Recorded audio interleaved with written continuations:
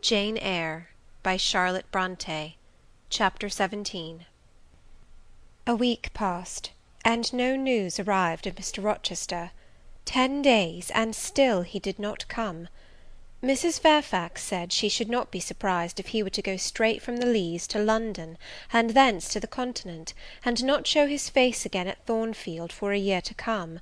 He had not unfrequently quitted it in a manner quite as abrupt and unexpected. When I heard this, I was beginning to feel a strange chill and failing at the heart.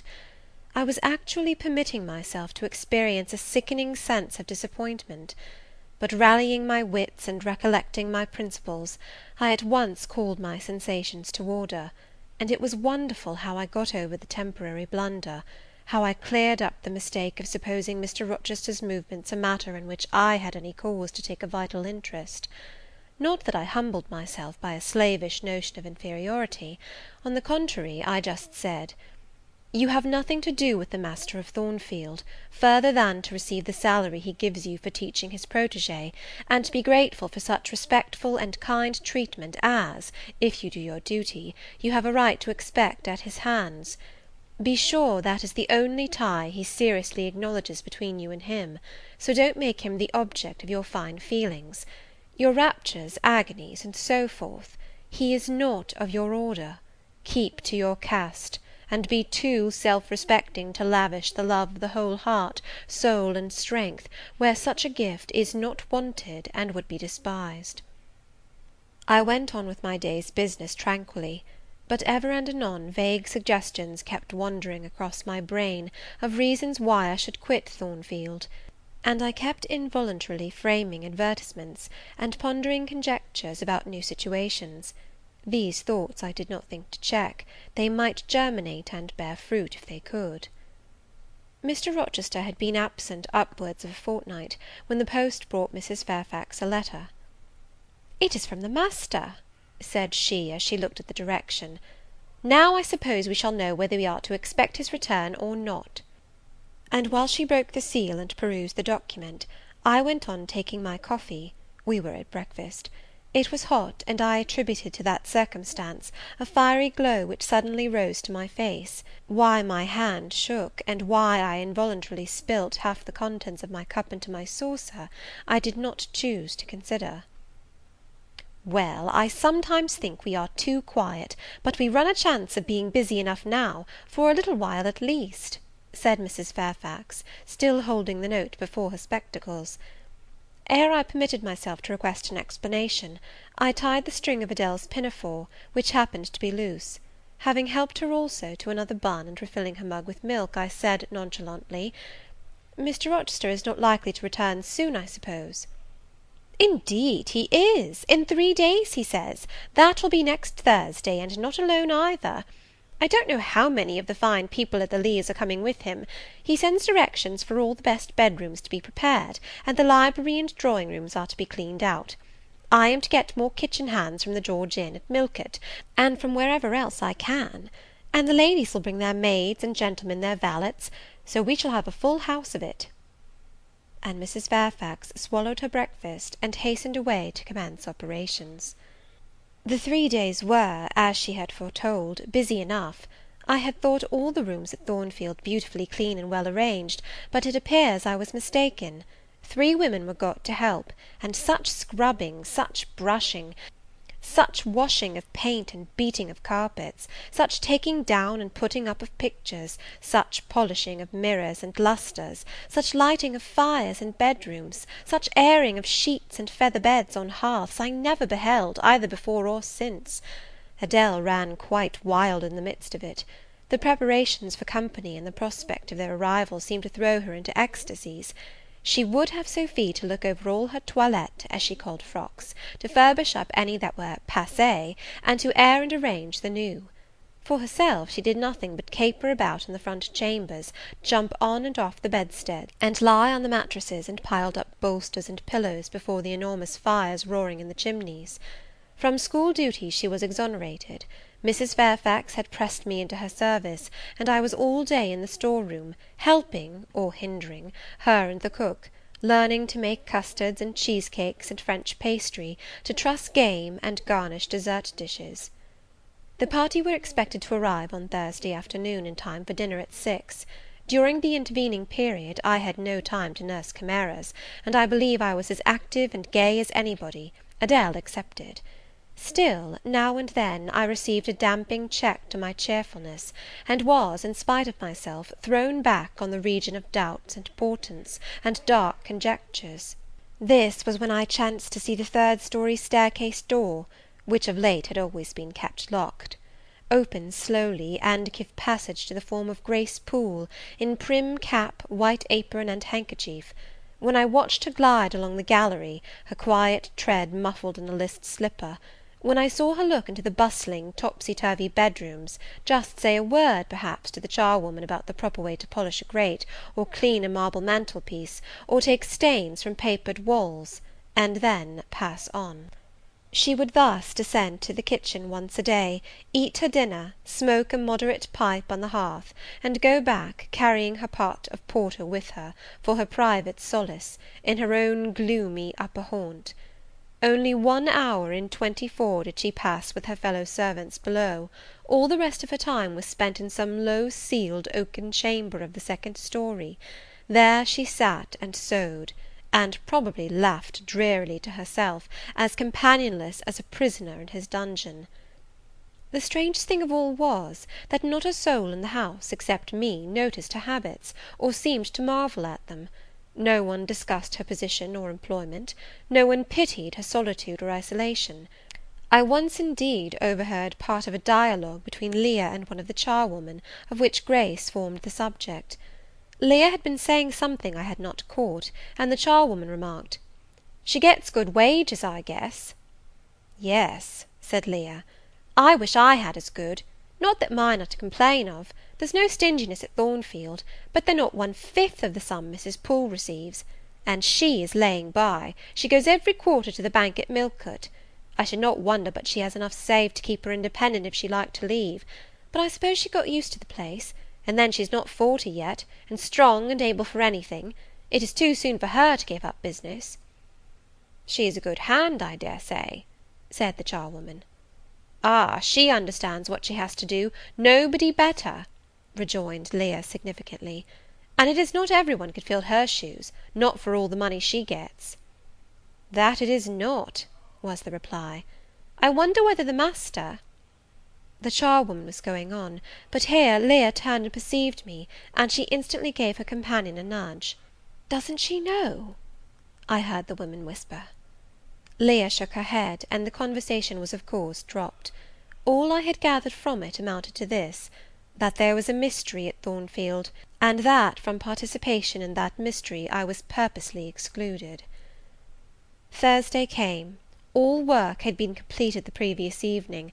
Carpets were laid down, bed-hangings festooned, radiant white counterpanes spread, toilet tables arranged, furniture rubbed, flowers piled in vases; both chambers and saloons looked as fresh and bright as hands could make them. The hall, too, was scoured, and the great carved clock, as well as the steps and banisters of the staircase, were polished to the brightness of glass. In the dining-room the sideboard flashed resplendent with plate; in the drawing-room and boudoir, vases of exotics bloomed on all sides.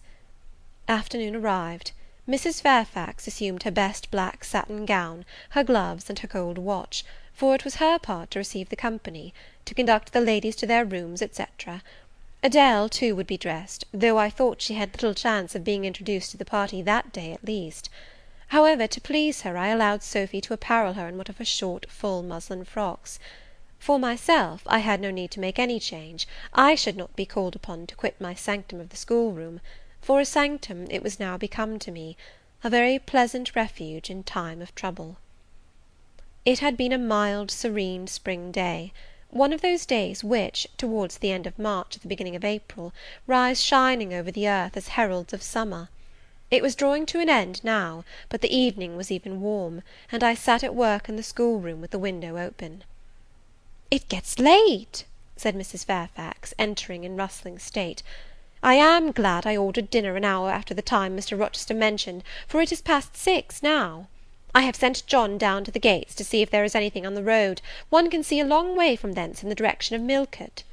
She went to the window. "Here he is," said she. "Well, John," leaning out, "any news?" "They're coming, Ma'am," was the answer. "They'll be here in 10 minutes." Adele flew to the window. I followed, taking care to stand on one side, so that, screened by the curtain, I could see without being seen. The 10 minutes John had given seemed very long, but at last wheels were heard, 4 equestrians galloped up the drive, and after them came 2 open carriages. Fluttering veils and waving plumes filled the vehicles. 2 of the cavaliers were young, dashing-looking gentlemen; the third was Mr. Rochester, on his black horse, Mesrour, Pilot bounding before him. At his side rode a lady, and he and she were the first of the party. Her purple riding habit almost swept the ground, her veil streamed long on the breeze; mingling with its transparent folds, and gleaming through them, shone rich raven ringlets. "Miss Ingram!" exclaimed Mrs. Fairfax, and away she hurried to her post below. The cavalcade, following the sweep of the drive, quickly turned the angle of the house, and I lost sight of it. Adele now petitioned to go down, but I took her on my knee, and gave her to understand that she must not on any account think of venturing in sight of the ladies, either now or at any other time, unless expressly sent for; that Mr. Rochester would be very angry, etc. Some natural tears she shed on being told this, but as I began to look very grave, she consented at last to wipe them. A joyous stir was now audible in the hall. Gentlemen's deep tones and ladies' silvery accents blent harmoniously together, and distinguishable above all, though not loud, was the sonorous voice of the master of Thornfield Hall, welcoming his fair and gallant guests under his roof. Then light steps ascended the stairs, and there was a tripping through the gallery, and soft cheerful laughs, and opening and closing doors, and for a time a hush. "Elle change de toilette," said Adele, who, listening attentively, had followed every movement, and she sighed. "Chez maman," said she, "quand il y avait du monde, je le suivais partout, au salon et à leur chambre. Souvent, je regardais les femmes de chambre coiffer et habiller les dames, et c'était si amusant. Comme cela on apprend." "Don't you feel hungry, Adele?"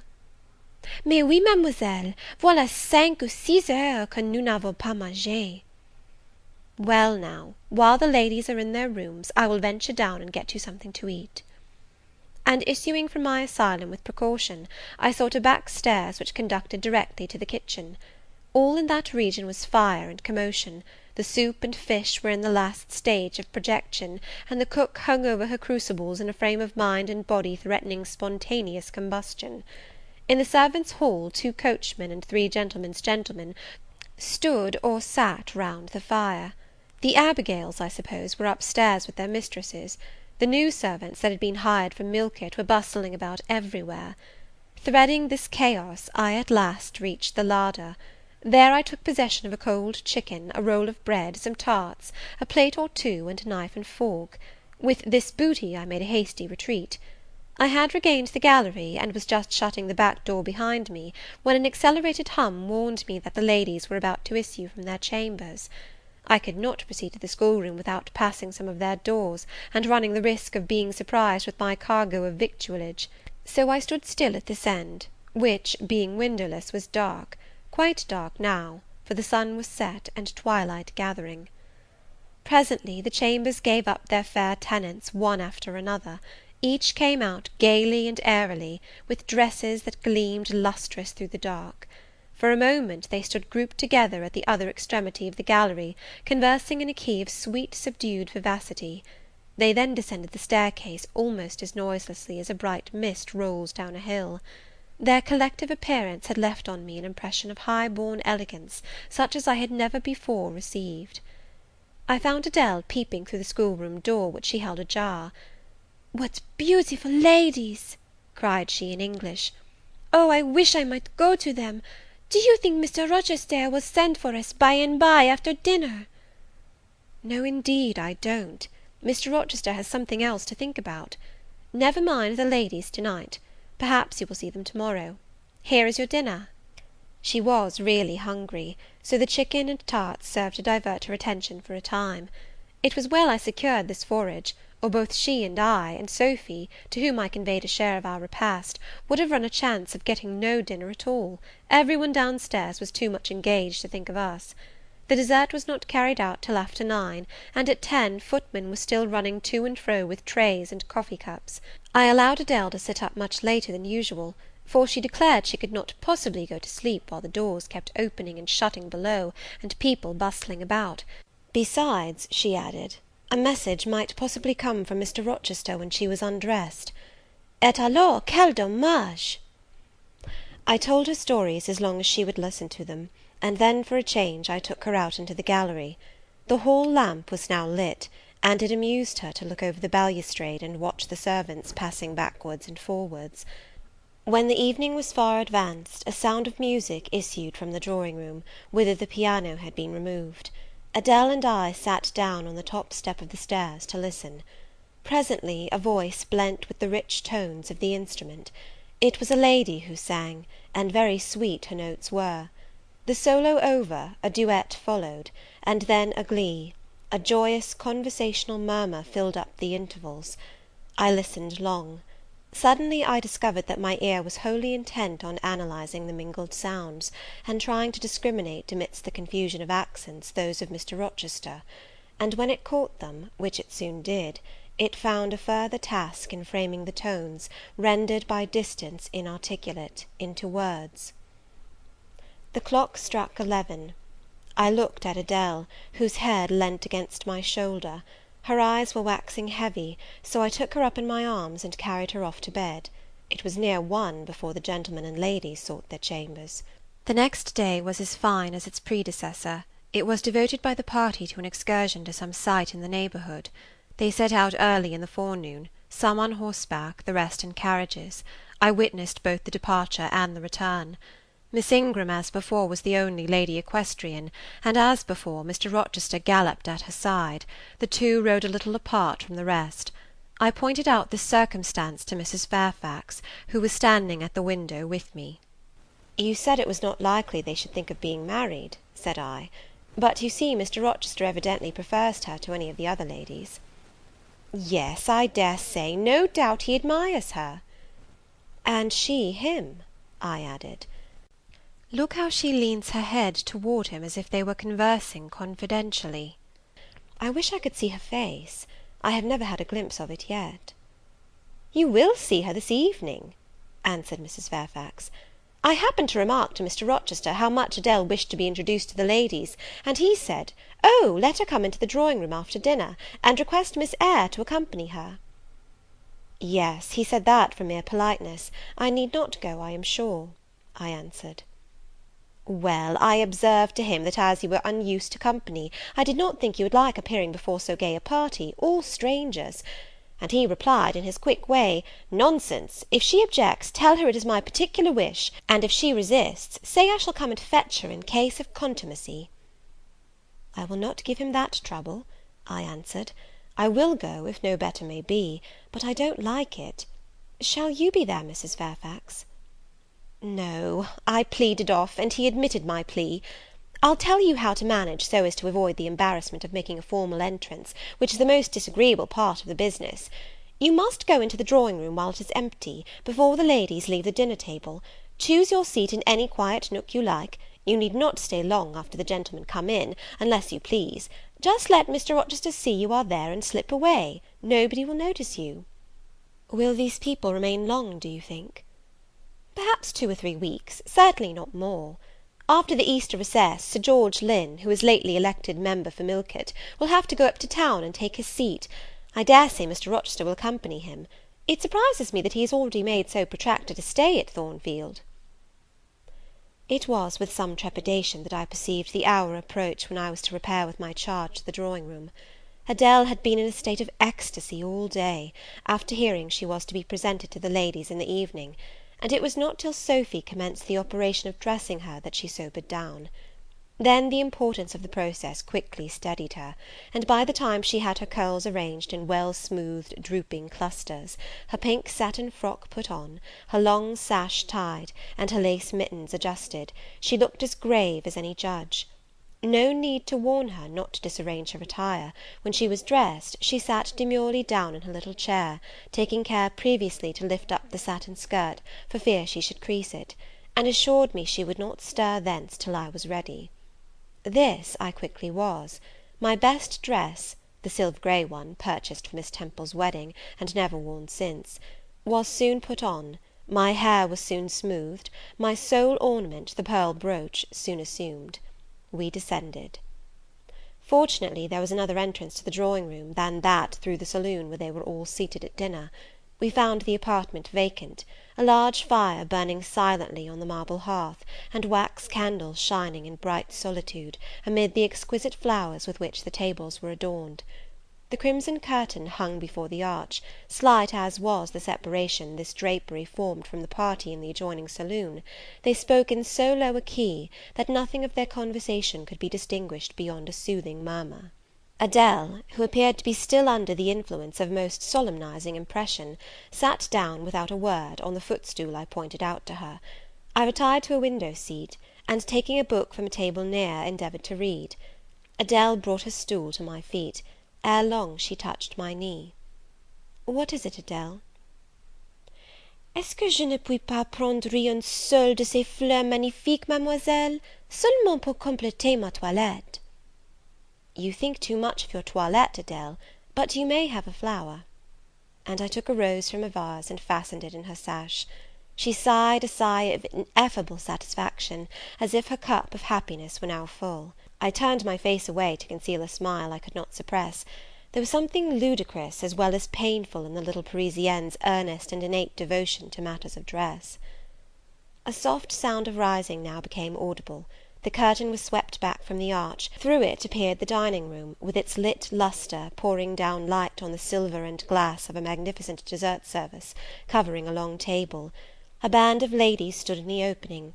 They entered, and the curtain fell behind them. There were but 8, yet somehow, as they flocked in, they gave the impression of a much larger number.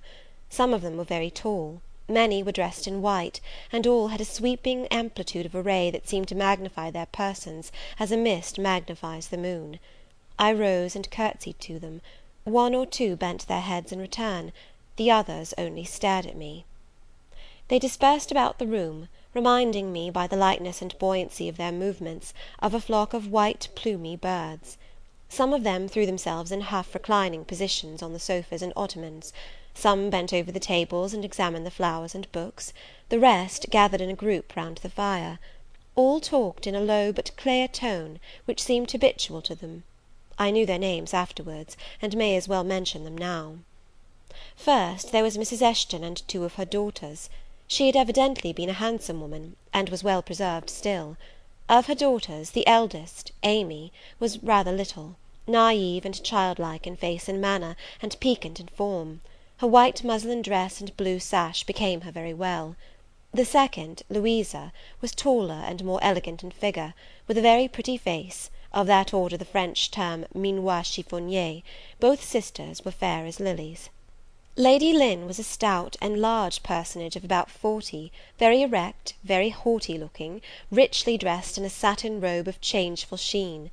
Her dark hair shone glossily under the shade of an azure plume, and within the circlet of a band of gems. Mrs. Colonel Dent was less showy, but I thought more ladylike. She had a slight figure, a pale, gentle face, and fair hair. Her black satin dress, her scarf of rich foreign lace, and her pearl ornaments pleased me better than the rainbow radiance of the titled dame. But the 3 most distinguished, partly perhaps because the tallest figures of the band, were the Dowager Lady Ingram and her daughters, Blanche and Mary. They were all 3 of the loftiest stature of women. The Dowager might be between 40 and 50, her shape was still fine, her hair, by candlelight at least, was still black, her teeth too were still apparently perfect. Most people would have termed her a splendid woman of her age, and so she was, no doubt, physically speaking. but then there was an expression of almost insupportable haughtiness in her bearing and countenance. She had Roman features and a double chin, disappearing into a throat like a pillar. These features appeared to me not only inflated and darkened, but even furrowed with pride; and the chin was sustained by the same principle, in a position of almost preternatural erectness. She had, likewise, a fierce and a hard eye; it reminded me of Mrs. Reed's. She mouthed her words in speaking; her voice was deep, its inflections very pompous, very dogmatical, very intolerable, in short. A crimson velvet robe and a shawl turban of some gold-wrought Indian fabric invested her, I suppose she thought, with a truly imperial dignity. Blanche and Mary were of equal stature, straight and tall as poplars. Mary was too slim for her height, but Blanche was moulded like a Dian. I regarded her, of course, with special interest. First, I wished to see whether her appearance accorded with Mrs. Fairfax's description; secondly, whether it at all resembled the fancy miniature I had painted of her; and thirdly, it will out, whether it was such as I should fancy likely to suit Mr. Rochester's taste. As far as person went, she answered point for point, both to my picture and Mrs. Fairfax's description. The noble bust, the sloping shoulders, the graceful neck, the dark eyes, and black ringlets were all there. But her face was like her mother's, her youthful unfurrowed likeness, the same low brow, the same high features, the same pride. It was not, however, so saturnine a pride; she laughed continually; her laugh was satirical, and so was the habitual expression of her arched and haughty lip. Genius is said to be self-conscious. I cannot tell whether Miss Ingram was a genius, but she was self-conscious, remarkably self-conscious indeed. She entered into a discourse on botany with the gentle Mrs. Dent. It seemed Mrs. Dent had not studied that science, though, as she said, she liked flowers, especially wild ones. Miss Ingram had, and she ran over its vocabulary with an air. I presently perceived she was, what is vernacularly termed, trailing Mrs. Dent, that is, playing on her ignorance. Her trail might be clever, but it was decidedly not good-natured. She played, her execution was brilliant, she sang, her voice was fine, she talked French apart to her mamma, and she talked it well, with fluency and with a good accent. Mary had a milder and more open countenance than Blanche, softer features too, and a skin some shades fairer. Miss Ingram was as dark as a Spaniard; but Mary was deficient in life; her face lacked expression, her eye lustre; she had nothing to say, and having once taken her seat, remained fixed like a statue in its niche. The sisters were both attired in spotless white. And did I now think Miss Ingram such a choice as Mr. Rochester would be likely to make? I could not tell; I did not know his taste in female beauty. If he liked the majestic, she was the very type of majesty; then she was accomplished, sprightly. Most gentlemen would admire her, I thought; and that he did admire her, I already seemed to have obtained proof. To remove the last shade of doubt, it remained but to see them together.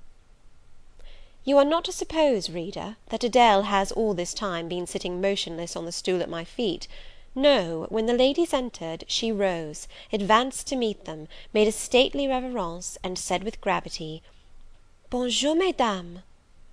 And Miss Ingram had looked down at her with a mocking air, and exclaimed, "Oh, what a little puppet!" Lady Lynn had remarked, "It is Mr. Rochester's ward, I suppose, the little French girl he was speaking of." Mrs. Dent had kindly taken her hand, and given her a kiss. Amy and Louisa Eshton had cried out simultaneously, "What a love of a child!" And then they had called her to a sofa, where she now sat, ensconced between them, chattering alternately in French and broken English, absorbing not only the young lady's attention, but that of Mrs. Eshton and Lady Lynn, and getting spoilt to her heart's content. At last coffee is brought in, and the gentlemen are summoned. I sit in the shade, if any shade there be in this brilliantly lit apartment; the window curtain half hides me. Again the arch yawns; they come. The collective appearance of the gentlemen, like that of the ladies, is very imposing.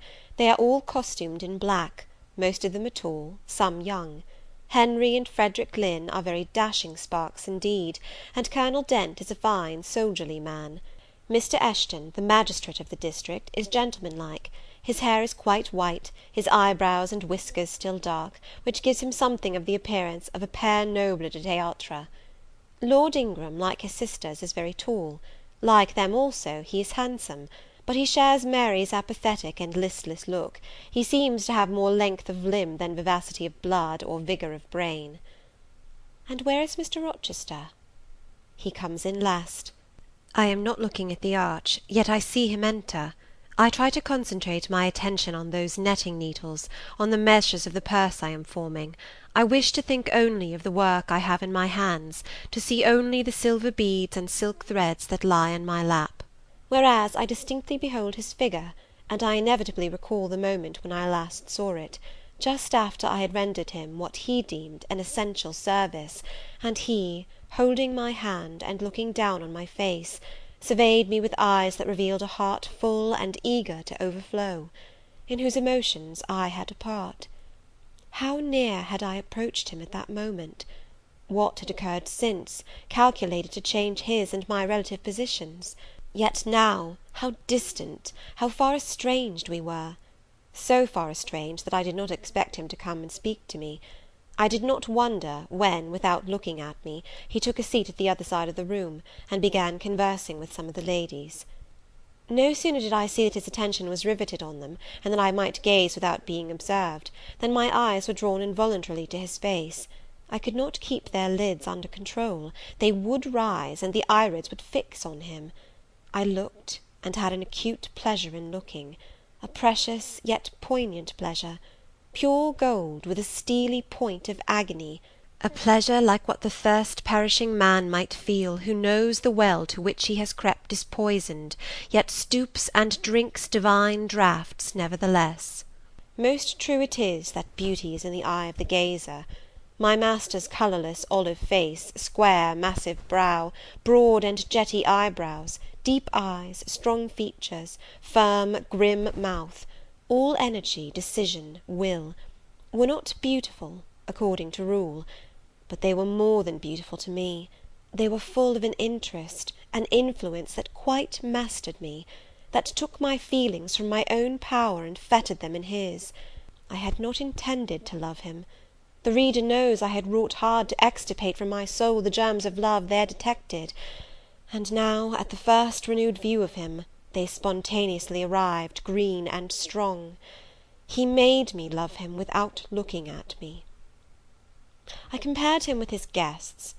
What was the gallant grace of the Lynns, the languid elegance of Lord Ingram, even the military distinction of Colonel Dent, contrasted with his look of native pith and genuine power? I had no sympathy in their appearance, their expression, yet I could imagine that most observers would call them attractive, handsome, imposing, while they would pronounce Mr. Rochester at once harsh-featured and melancholy looking. I saw them smile, laugh; it was nothing. The light of the candles had as much soul in it as their smile, the tinkle of the bell as much significance as their laugh.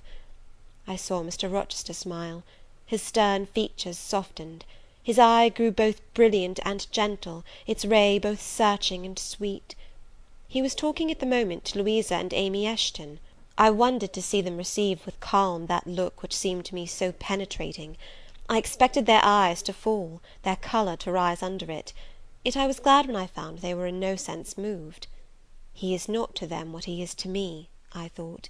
He is not of their kind. I believe he is of mine. I am sure he is. I feel akin to him. I understand the language of his countenance and movements. Though rank and wealth sever us widely, I have something in my brain and heart, in my blood and nerves, that assimilates me mentally to him. Did I say, a few days since, that I had nothing to do with him but to receive my salary at his hands? Did I forbid myself to think of him in any other light than as a paymaster? Blasphemy against nature! Every good, true, vigorous feeling I have gathers impulsively round him. I know I must conceal my sentiments. I must smother hope. I must remember that he cannot care much for me. For when I say that I am of his kind, I do not mean that I have his force to influence and his spell to attract. I mean only that I have certain tastes and feelings in common with him. I must then repeat continually that we are forever sundered. And yet while I breathe and think, I must love him. Coffee is handed. The ladies, since the gentlemen entered, have become lively as larks, conversation waxes brisk and merry. Colonel Dent and Mr. Eshton argue on politics, their wives listen. The two proud dowagers, Lady Lynn and Lady Ingram, confabulate together. Sir George, whom, by the by, I have forgotten to describe, a very big and very fresh-looking country gentleman, stands before their sofa, coffee-cup in hand, and occasionally puts in a word. Mr. Frederick Lynn has taken a seat beside Mary Ingram, and is showing her the engravings of a splendid volume. She looks, smiles now and then, but apparently says little. The tall and phlegmatic Lord Ingram leans with folded arms on the chair-back of the little and lively Amy Eshton. She glances up at him, and chatters like a wren. She likes him better than she does Mr. Rochester. Henry Lynn has taken possession of an ottoman at the feet of Louisa. Adele shares it with him. He is trying to talk French with her, and Louisa laughs at his blunders. With whom will Blanche Ingram pair? She is standing alone at the table, bending gracefully over an album. She seems waiting to be sought, but she will not wait too long. She herself selects a mate. Mr. Rochester, having quitted the Eshtons, stands on the hearth as solitary as she stands by the table. She confronts him, taking her station on the opposite side of the mantelpiece. "Mr. Rochester, I thought you were not fond of children." "Nor am I." "Then what induced you to take charge of such a little doll as that?" pointing to Adele. "Where did you pick her up?" "I did not pick her up. She was left on my hands." "You should have sent her to school." "I could not afford it. Schools are so dear." "Why, I suppose you have a governess for her. I saw a person with her just now. Is she gone? Oh, no, there she is still, behind the window curtain.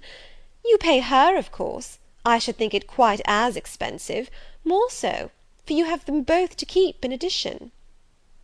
I feared, or should I say hoped, the allusion to me would make Mr. Rochester glance my way, and I involuntarily shrank further into the shade, but he never turned his eyes.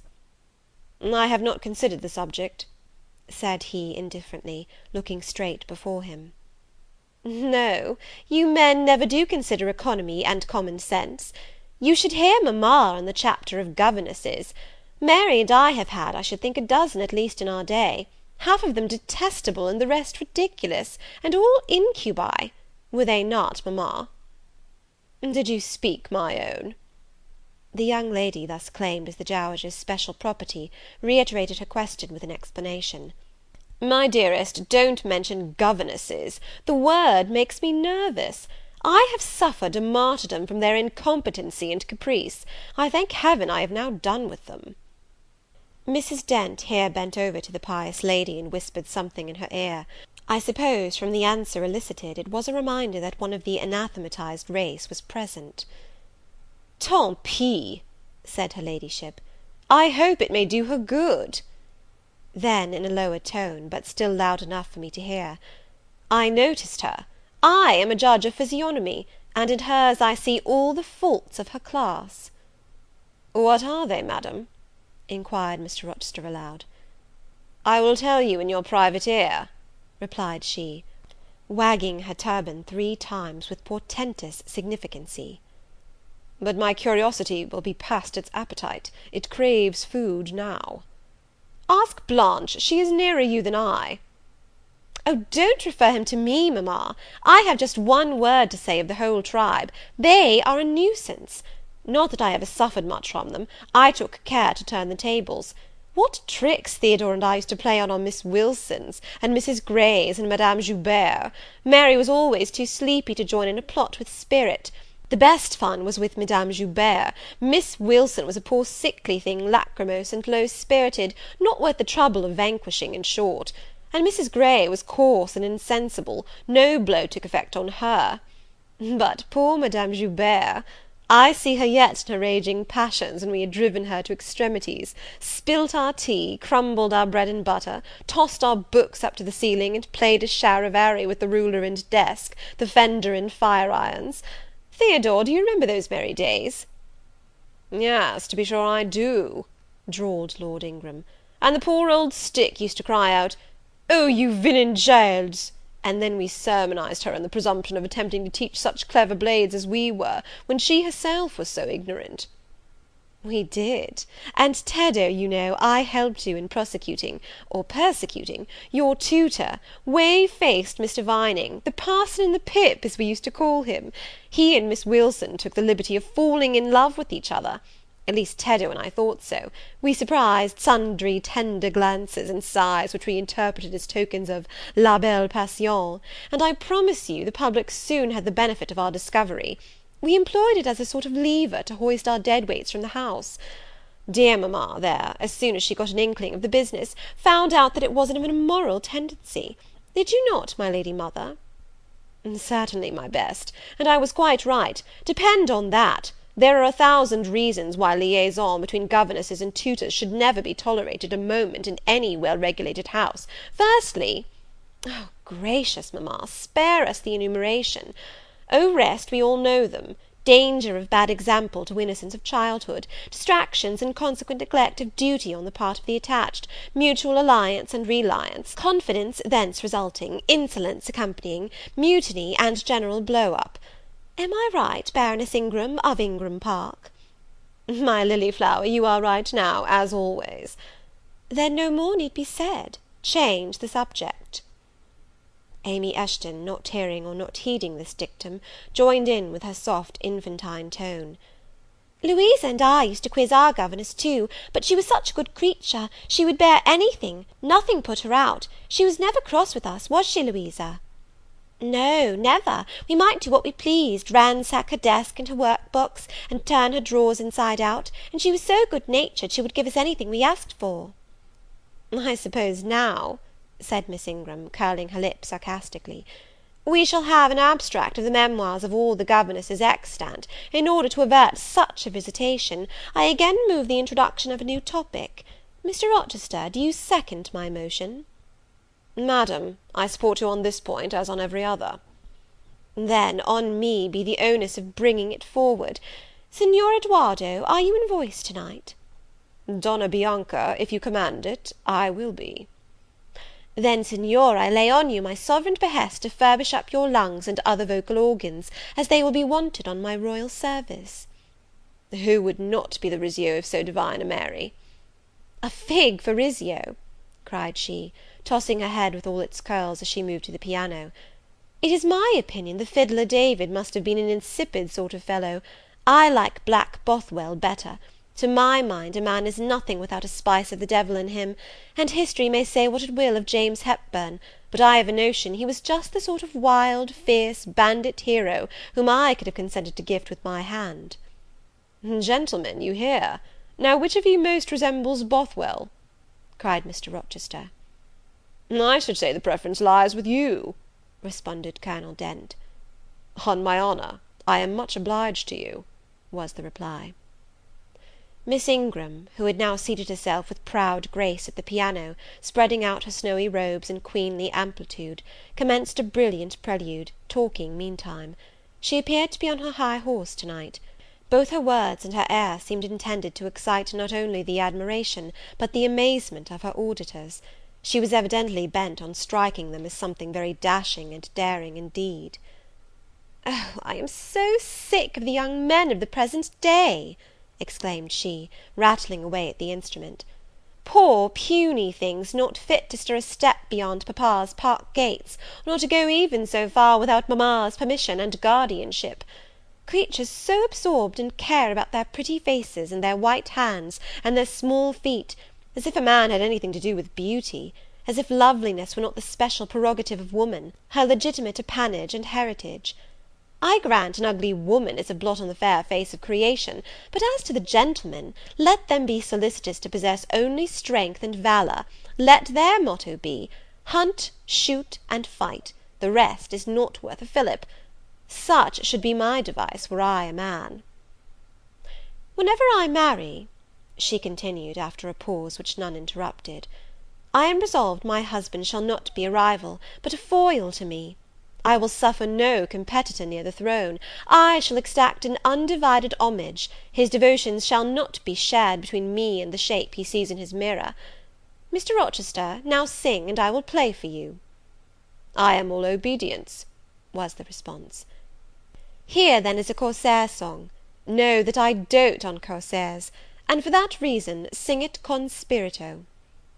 "Commands from Miss Ingram's lips would put spirit into a mug of milk and water." "Take care, then. If you don't please me, I will shame you by showing how such things should be done." "That is offering a premium on incapacity. I shall now endeavour to fail." "Gardez-vous-en bien. If you err willingly, I shall devise a proportionate punishment." "Miss Ingram ought to be clement, for she has it in her power to inflict a chastisement beyond mortal endurance." "Ha! Explain," commanded the lady. "Pardon me, madam, no need of explanation. Your own fine sense must inform you that one of your own frowns would be sufficient substitute for capital punishment." "Sing," said she, and again touching the piano, she commenced an accompaniment in spirited style. Now is my time to slip away, thought I, but the tones that then severed the air arrested me. Mrs. Fairfax had said Mr. Rochester possessed a fine voice. He did, a mellow, powerful bass, into which he threw his own feeling, his own force, finding a way through the ear to the heart, and there waking sensations strangely. I waited till the last deep and full vibration had expired, till the tide of talk, checked an instant, had resumed its flow. I then quitted my sheltered corner, and made my exit by the side door, which was fortunately near. Thence a narrow passage led into the hall. In crossing it, I perceived my sandal was loose. I stopped to tie it, kneeling for that purpose on the mat at the foot of the staircase. I heard the dining-room door unclose. A gentleman came out. Rising hastily, I stood face to face with him. It was Mr. Rochester. "How do you do?" he asked. "I am very well, sir." "Why did you not come and speak to me in the room?" I thought I might have retorted the question on him who put it, but I would not take that freedom. I answered, "I did not wish to disturb you, as you seemed engaged, sir." "What have you been doing during my absence?" "Nothing particular. Teaching Adele, as usual."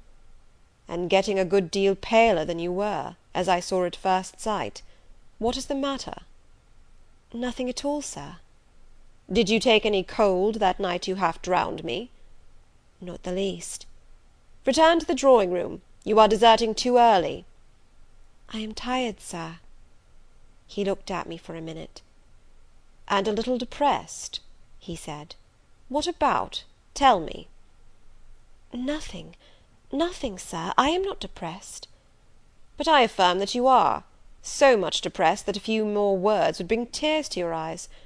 Indeed, they are there now, shining and swimming, and a bead has slipped from the lash and fallen on to the flag.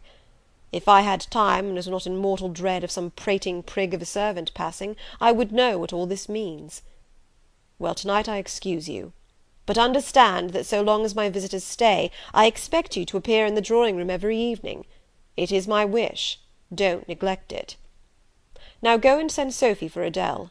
Good night, my—" He stopped, bit his lip, and abruptly left me.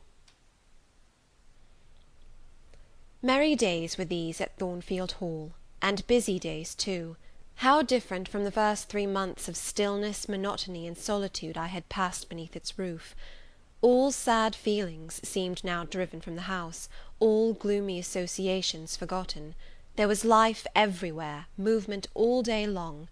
You could not now traverse the gallery, once so hushed, nor enter the front chambers, once so tenantless, without encountering a smart lady's maid or a dandy valet. The kitchen, the butler's pantry, the servants' hall, the entrance hall were equally alive, and the saloons were only left void and still when the blue sky and halcyon sunshine of the genial spring weather called their occupants out into the grounds. Even when that weather was broken, and continuous rain set in for some days, no damp seemed cast over enjoyment. Indoor amusements only became more lively and varied, in consequence of the stop put to outdoor gaiety. I wondered what they were going to do the first evening a change of entertainment was proposed. They spoke of playing charades, but in my ignorance I did not understand the term. The servants were called in, the dining-room tables wheeled away, the lights otherwise disposed, the chairs placed in a semicircle opposite the arch. While Mr. Rochester and the other gentlemen directed these alterations, the ladies were running up and down stairs, ringing for their maids. Mrs. Fairfax was summoned to give information respecting the resources of the house in shawls, dresses, draperies of any kind; and certain wardrobes of the third story were ransacked, and their contents, in the shape of brocaded and hooped petticoats, satin sacks, black modes, lace lappets, etc., were brought down in armfuls by the Abigails. Then a selection was made, and such things as were chosen were carried to the boudoir within the drawing-room. Meantime Mr. Rochester had again summoned the ladies round him, and was selecting certain of their number to be of his party. "Miss Ingram is mine, of course," said he. Afterwards he named the two Mrs. Eshton and Mrs. Dent. He looked at me. I happened to be near him, as I had been fastening the clasp of Mrs. Dent's bracelet, which had got loose. "Will you play?" he asked. I shook my head. He did not insist, which I rather feared he would have done. He allowed me to return quietly to my usual seat. He and his aids now withdrew behind the curtain. The other party, which was headed by Colonel Dent, sat down on the crescent of chairs. One of the gentlemen, Mr. Eshton, observing me, seemed to propose that I should be asked to join them, but Lady Ingram instantly negatived the notion. "No," I heard her say, "she looks too stupid for any game of the sort." Ere long a bell tinkled, and the curtain drew up. Within the arch, the bulky figure of Sir George Lynn, whom Mr. Rochester had likewise chosen, was seen enveloped in a white sheet. Before him, on a table, lay open a large book, and at his side stood Amy Eshton, draped in Mr. Rochester's cloak, and holding a book in her hand. Somebody unseen rang the bell merrily. Then Adele, who had insisted on being one of her guardian's party, bounded forward, scattering round her the contents of a basket of flowers she carried on her arm. Then appeared the magnificent figure of Miss Ingram, clad in white, with a long veil on her head, and a wreath of roses round her brow. By her side walked Mr. Rochester, and together they drew near the table. They knelt, while Mrs. Dent and Louisa Eshton, dressed also in white, took up their stations behind them. A ceremony followed in dumb show, in which it was easy to recognize the pantomime of a marriage. At its termination, Colonel Dent and his party consulted in whispers for 2 minutes, then the Colonel called out, "Bride!" Mr. Rochester bowed, and the curtain fell. A considerable interval elapsed before it again rose. Its second rising displayed a more elaborately prepared scene than the last. The drawing-room, as I have observed before, was raised 2 steps above the dining-room, and on the top of the upper step, placed a yard or 2 back within the room, appeared a large marble basin, which I recognized as an ornament of the conservatory, where it usually stood, surrounded by exotics and tenanted by goldfish, and whence it must have been transported with some trouble, on account of its size and weight. Seated on the carpet, by the side of this basin, was seen Mr. Rochester, costumed in shawls, with a turban on his head. His dark eyes and swarthy skin and Paynim features suited the costume exactly. He looked the very model of an Eastern emir, an agent or a victim of the bowstring. Presently advanced into view Miss Ingram. She too was attired in oriental fashion, a crimson scarf tied sash-like round the waist, an embroidered handkerchief knotted about her temples, her beautifully moulded arms bare, one of them upraised in the act of supporting a pitcher, poised gracefully on her head. Both her cast of form and feature, her complexion and general air, suggested the idea of some Israelitish princess of the patriarchal days, and such was doubtless the character she intended to represent. She approached the basin, and bent over it as if to fill her pitcher. She again lifted it to her head. The personage on the well brink now seemed to accost her, to make some request. She hasted, let down her pitcher on her hand, and gave him to drink. From the bosom of his robe he then produced a casket, opened it, and showed magnificent bracelets and earrings. She acted astonishment and admiration. Kneeling, he laid the treasure at her feet. Incredulity and delight were expressed by her looks and gestures. The stranger fastened the bracelets on her arms, and the rings in her ears. It was Eliza and Rebecca; the camels only were wanting. The divining party again laid their heads together. Apparently they could not agree about the word or syllable the scene illustrated. Colonel Dent, their spokesman, demanded the tableau of the whole, whereupon the curtain again descended. On its third rising only a portion of the drawing-room was disclosed, the rest being concealed by a screen, hung with some sort of dark and coarse drapery. The marble basin was removed. In its place stood a deal table and a kitchen chair. These objects were visible by a very dim light proceeding from a horn lantern, the wax candles being all extinguished. Amidst this sordid scene sat a man with his clenched hands resting on his knees, and his eyes bent on the ground. I knew Mr. Rochester, though the begrimed face, the disordered dress, his coat hanging loose from one arm, as if it had been almost torn from his back in a scuffle, the desperate and scowling countenance, the rough, bristling hair might well have disguised him. As he moved, a chain clanked. To his wrists were attached fetters. "Bridewell!" exclaimed Colonel Dent, and the charade was solved. A sufficient interval having elapsed for the performers to resume their ordinary costume, they re-entered the dining-room. Mr. Rochester led in Miss Ingram. She was complimenting him on his acting. "Do you know," said she, "that of the three characters I liked you in the last best. Oh, had you but lived a few years earlier, what a gallant gentleman highwayman you would have made!" "Is all the soot washed from my face?" he asked, turning it towards her. "Alas, yes, more's the pity. Nothing could be more becoming to your complexion than that ruffian's rouge." "You would like a hero of the road, then?" "An English hero of the road would be the next best thing to an Italian bandit, and that could only be surpassed by a Levantine pirate." "Well, whatever I am, remember you are my wife. We were married an hour since in the presence of all these witnesses." She giggled, and her colour rose. "Now, Dent," continued Mr. Rochester, "it is your turn." And as the other party withdrew, he and his band took the vacated seats. Miss Ingram placed herself at her leader's right hand. The other diviners filled the chairs on each side of him and her. I did not now watch the actors. I no longer waited with interest for the curtain to rise. My attention was absorbed by the spectators. My eyes, erewhile fixed on the arch, were now irresistibly attracted to the semicircle of chairs. What charade Colonel Dent and his party played, what word they chose, how they acquitted themselves, I no longer remember; but I still see the consultation which followed each scene. I see Mr. Rochester turn to Miss Ingram, and Miss Ingram to him. I see her incline her head towards him, till the jetty curls almost touch his shoulder and wave against his cheek. I hear their mutual whisperings. I recall their interchanged glances, and something even of the feeling roused by the spectacle returns in memory at this moment. I have told you, reader, that I had learnt to love Mr. Rochester. I could not unlove him now, merely because I found that he had ceased to notice me, because I might pass hours in his presence and he would never once turn his eyes in my direction, because I saw all his attentions appropriated by a great lady who scorned to touch me with the hem of her robes as she passed, who, if even her dark and imperious eye fell on me by chance, would withdraw it instantly, as from an object too mean to merit observation. I could not unlove him, because I felt sure he would soon marry this very lady, because I read daily in her a proud security in his intentions respecting her, because I witnessed hourly in him a style of courtship which, if careless and choosing rather to be sought than to seek, was yet, in its very carelessness, captivating, and in its very pride irresistible. There was nothing to cool or banish love in these circumstances, though much to create despair. Much too, you will think, reader, to engender jealousy, if a woman in my position could presume to be jealous of a woman in Miss Ingram's. But I was not jealous, or very rarely. The nature of the pain I suffered could not be explained by that word. Miss Ingram was a mark beneath jealousy. She was too inferior to excite the feeling.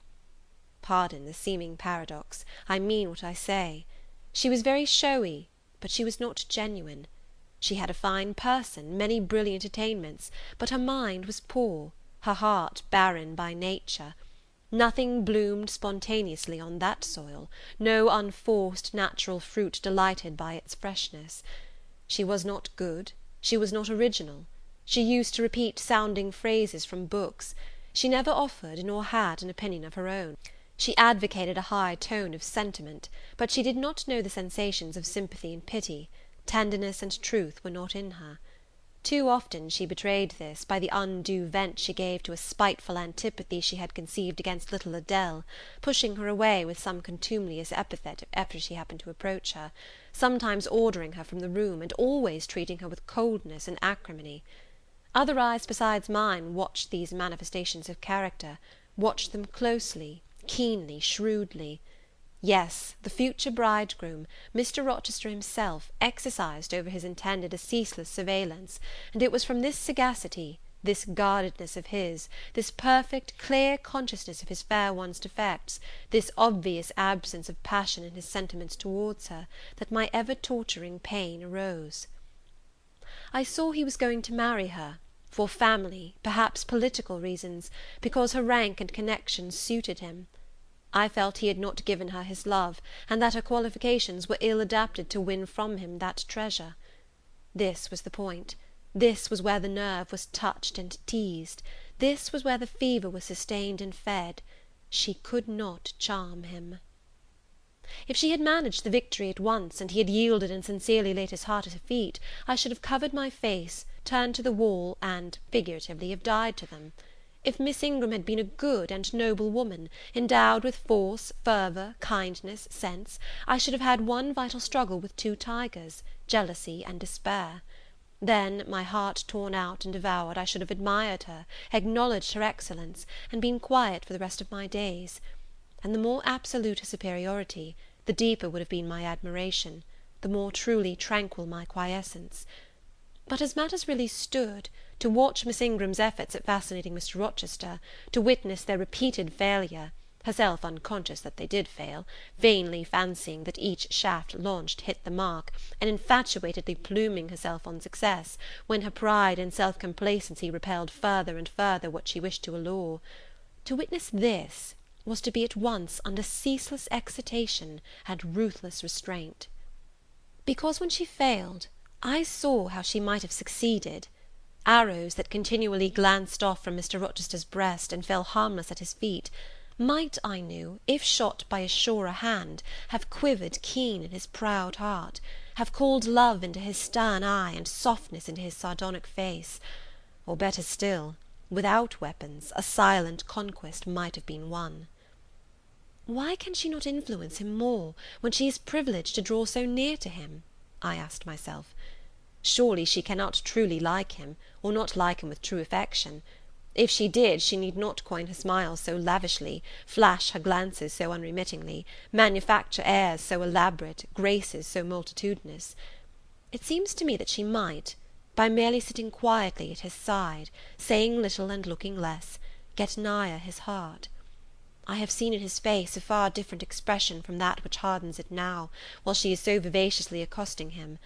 But then it came of itself. It was not elicited by meretricious arts and calculated manoeuvres, and one had but to accept it, to answer what he asked without pretension, to address him when needful without grimace, and it increased, and grew kinder and more genial, and warmed one like a fostering sunbeam. How will she manage to please him when they are married? I do not think she will manage it. And yet it might be managed, and his wife might, I verily believe, be the very happiest woman the sun shines on. I have not yet said anything condemnatory of Mr. Rochester's project of marrying for interest and connections. It surprised me when I first discovered that such was his intention. I had thought him a man unlikely to be influenced by motives so commonplace in his choice of a wife. But the longer I considered the position, education, etc., of the parties, the less I felt justified in judging and blaming either him or Miss Ingram for acting in conformity to ideas and principles instilled into them, doubtless, from their childhood. All their class held these principles. I supposed, then, they had reasons for holding them such as I could not fathom. It seemed to me that, were I a gentleman like him, I would take to my bosom only such a wife as I could love. But the very obviousness of the advantages to the husband's own happiness offered by this plan convinced me that there must be arguments against its general adoption, of which I was quite ignorant. Otherwise, I felt sure all the world would act as I wished to act. But in other points, as well as this, I was growing very lenient to my master. I was forgetting all his faults, for which I had once kept a sharp look-out. It had formerly been my endeavour to study all sides of his character, to take the bad with the good, and from the just weighing of both to form an equitable judgment. Now I saw no bad. The sarcasm that had repelled, the harshness that had startled me once, were only like keen condiments in a choice dish. Their presence was pungent, but their absence would be felt as comparatively insipid. And as for the vague something, Was it a sinister or a sorrowful, a designing or a desponding expression, that opened upon a careful observer now and then in his eye, and closed again before one could fathom the strange depth partially disclosed? That something which used to make me fear and shrink, as if I had been wandering amongst volcanic-looking hills, and had suddenly felt the ground quiver and seen it gape, that something I at intervals beheld still, and with throbbing heart, but not with palsied nerves. Instead of wishing to shun him, I longed only to dare, to divine it, and I thought Miss Ingram happy because one day she might look into the abyss at her leisure, explore its secrets, and analyse their nature.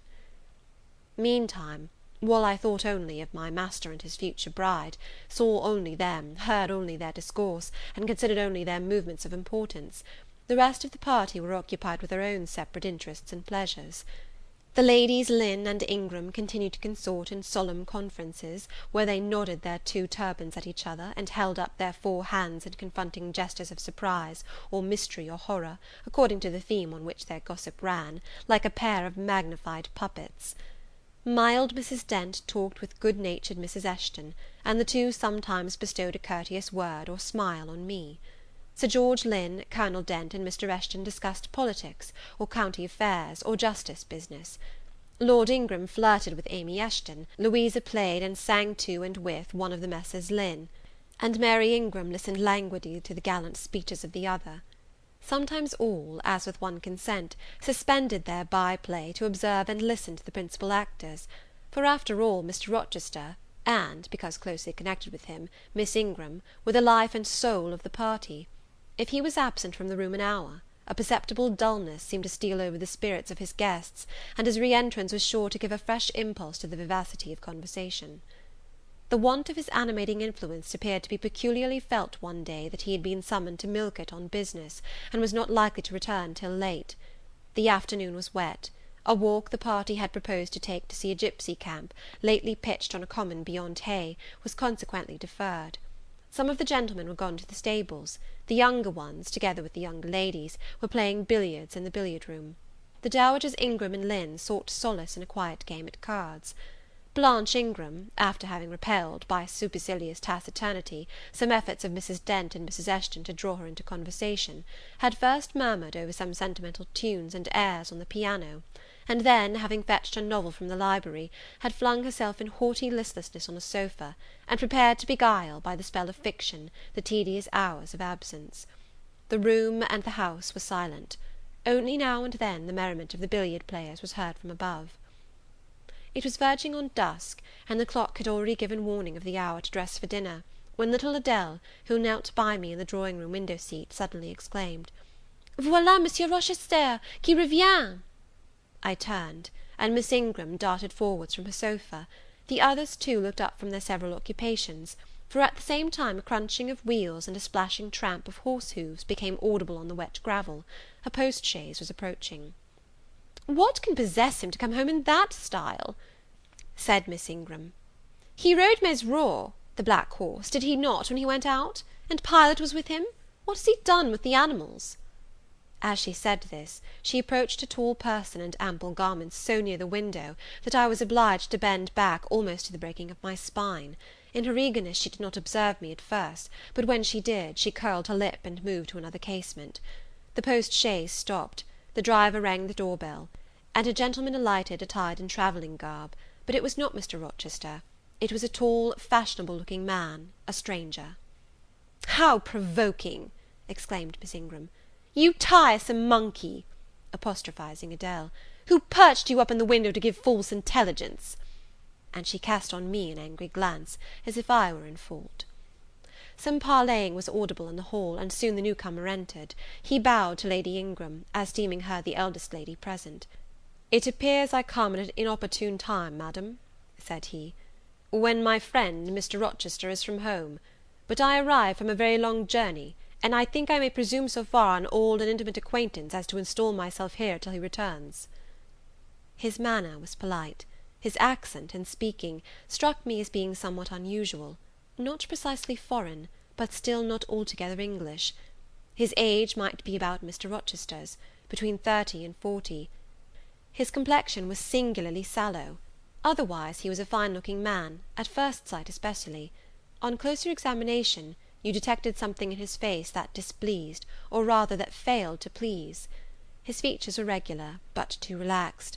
His eye was large and well cut, but the life looking out of it was a tame, vacant life. At least so I thought. The sound of the dressing-bell dispersed the party. It was not till after dinner that I saw him again. He seemed then quite at his ease. But I liked his physiognomy even less than before. It struck me as being at the same time unsettled and inanimate. His eye wandered, and had no meaning in its wandering. This gave him an odd look, such as I never remembered to have seen. For a handsome and not unamiable-looking man, he repelled me exceedingly. There was no power in that smooth-skinned face of a full oval shape, no firmness in that aquiline nose and small cherry mouth, there was no thought on the low even forehead, no command in that blank brown eye. As I sat in my usual nook, and looked at him with the light of the girandole on the mantelpiece beaming full over him, for he occupied an armchair drawn close to the fire, and kept shrinking still nearer, as if he were cold, I compared him with Mr. Rochester. I think, with deference be it spoken, the contrast could not be much greater between a sleek gander and a fierce falcon, between a meek sheep and the rough-coated, keen-eyed dog, its guardian. He had spoken of Mr. Rochester as an old friend. A curious friendship theirs must have been, a pointed illustration indeed of the old adage that extremes meet. 2 or 3 of the gentlemen sat near him, and I caught at times scraps of their conversation across the room. At first I could not make much sense of what I had heard, for the discourse of Louisa Eshton and Mary Ingram, who sat nearer to me, confused the fragmentary sentences that reached me at intervals. These last were discussing the stranger. They both called him a beautiful man. Louisa said he was a love of a creature, and she adored him; and Mary instanced his pretty little mouth and nice nose, as her ideal of the charming. "And what a sweet-tempered forehead he has!" cried Louisa. "So smooth, none of those frowning irregularities I dislike so much, and such a placid eye and smile." And then, to my great relief, Mr. Henry Lynn summoned them to the other side of the room, to settle some point about the deferred excursion to Hay Common. I was now able to concentrate my attention on the group by the fire, and I presently gathered that the new comer was called Mr. Mason. Then I learned that he was but just arrived in England, and that he came from some hot country, which was the reason, doubtless, his face was so sallow, and that he sat so near the hearth, and wore a surtout in the house. Presently the words Jamaica, Kingston, Spanish Town, indicated the West Indies as his residence; and it was with no little surprise I gathered, ere long, that he had there first seen and become acquainted with Mr. Rochester. He spoke of his friend's dislike of the burning heats, the hurricanes, and rainy seasons of that region. I knew Mr. Rochester had been a traveller, Mrs. Fairfax had said so, but I thought the continent of Europe had bounded his wanderings; till now I had never heard a hint given of visits to more distant shores. I was pondering these things, when an incident, and a somewhat unexpected one, broke the thread of my musings. Mr. Mason, shivering as some one chanced to open the door, asked for more coal to be put on the fire, which had burnt out its flame, though its mass of cinder still shone quite hot and red. The footman, who brought the coal, in going out, stopped near Mr. Eshton's chair, and said something to him in a low voice, of which I heard only the words, "old woman," quite troublesome. "Tell her she shall be put in the stocks if she does not take herself off," replied the magistrate. "No, stop," interrupted Colonel Dent. "Don't send her away, Eshton. We might turn the thing to account. Better consult the ladies." And speaking aloud, he continued, "Ladies, you talked of going to Hay Common to visit the gipsy camp. Sam here says that one of the old Mother Bunches is in the servants' hall at this moment, and insists upon being brought in before the quality to tell them their fortunes. Would you like to see her?" "Surely, Colonel," cried Lady Ingram, "you would not encourage such a low impostor. Dismiss her by all means at once." "But I cannot persuade her to go away, my lady," said the footman, "nor can any of the servants. Mrs. Fairfax is with her just now, entreating her to be gone; but she has taken a chair in the chimney corner, and says nothing shall stir her from it till she gets leave to come in here." "What does she want?" asked Mrs. Eshton. "To tell the gentry their fortune, she says, ma'am, and she swears she must and will do it." "What is she like?" inquired the Misses Eshton in a breath. "A shockingly ugly old creature, miss, almost as black as a crock." "Why, she's a real sorceress," cried Frederick Lynn, Let us have her in, of course." "To be sure," rejoined his brother, "it would be 1,000 pities to throw away such a chance of fun." "My dear boys, what are you thinking about?" exclaimed Mrs. Lynn. "I cannot possibly countenance any such inconsistent proceeding," chimed in the Dowager Ingram. "Indeed, mamma, but you can and will," pronounced the haughty voice of Blanche, as she turned round on the piano stool, where till now she had sat silent, apparently examining sundry sheets of music. "I have a curiosity to hear my fortune told, therefore, Sam, order the beldam forward." "My darling Blanche, recollect—" "I do. I recollect all you can suggest, and I must have my will. Quick, Sam." "Yes, yes, yes," cried all the juveniles, both ladies and gentlemen. "Let her come, it will be excellent sport." The footman still lingered. "She looks such a rough one," said he. "Go!" ejaculated Miss Ingram, and the man went. Excitement instantly seized the whole party. A running fire of raillery and jest was proceeding when Sam returned. "She won't come now," said he. "She says it's not her mission to appear before the vulgar herd, them's her words. I must show her into her room by herself, and then those who wish to consult her must go to her one by one." "You see now, my queenly Blanche," began Lady Ingram, "she encroaches. Be advised, my angel girl, and—" "Show her into the library, of course," cut in the angel girl. "It is not my mission to listen to her before the vulgar herd either. I mean to have her all to myself. Is there a fire in the library?" "Yes, ma'am, but she looks such a tinkler." "Cease that chatter, blockhead, and do my bidding." Again Sam vanished, and mystery, animation, expectation rose to full flow once more. "She's ready now," said the footman as he reappeared. "She wishes to know who will be her first visitor." "I think I had better just look in upon her before any of the ladies go," said Colonel Dent. "Tell her, Sam, a gentleman is coming." Sam went and returned. "She says, sir, that she'll have no gentlemen; they need not trouble themselves to come near her, nor," he added, with difficulty expressing a titter, "any ladies either, except the young and single." "By Jove, she has taste!" exclaimed Henry Lynn. Miss Ingram rose solemnly. "I go first," she said, in a tone which might have befitted the leader of a forlorn hope, mounting a breach in the van of his men. "Oh, my best, oh, my dearest, pause, reflect," was her mamma's cry; but she swept past her in stately silence, passed through the door which Colonel Dent held open, and we heard her enter the library. A comparative silence ensued. Lady Ingram thought it le cas to wring her hands, which she did accordingly. Miss Mary declared she felt for her part she never dared venture. Amy and Louisa Eshton tittered under their breath, and looked a little frightened. The minutes passed very slowly. 15 were counted before the library door again opened. Miss Ingram returned to us through the arch. Would she laugh? Would she take it as a joke? All eyes met her with a glance of eager curiosity, and she met all eyes with one of coldness and rebuff. She looked neither flurried nor merry. She walked stiffly to her seat and took it in silence. "Well, Blanche," said Lord Ingram. "What did she say, sister?" asked Mary. "What did you think? How do you feel? Is she a real fortune teller?"